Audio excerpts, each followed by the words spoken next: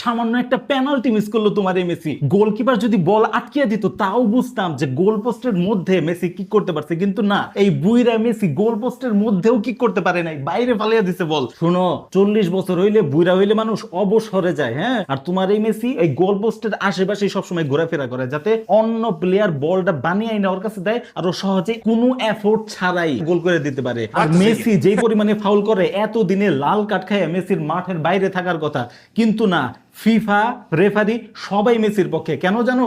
তোমাদের মতো পাগলা ভক্তদের কথা চিন্তা করে ওরা একটা খেলা সাজায় মেসির পক্ষে সবাই থাকে, ঠিক আছে? মেসির ফাউল ফিফার চোখেও পড়ে না, আর রেফারি তো ওই সময় চোখ বন্ধ করে রাখে। আর পেনাল্টি ছাড়া মেসি জীবনে কয়টা গোল দিয়েছে? হ্যাঁ, পেনাল্টি ছাড়া মেসির গোল দেওয়ার কোনো যোগ্যতা আছে? হ্যাঁ, পেনাল্টি ছাড়া যদি মেসি একটা গোল দেয়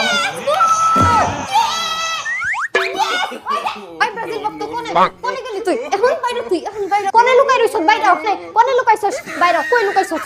কই লুকাইছস? মেসি তো গোল দিয়া লাইছে। অনেক রাত হয়ে গেছে, আমি তাহলে ঘুমিয়ে পড়ি। হ্যাঁ, আমার খুব ঘুম ধরছে।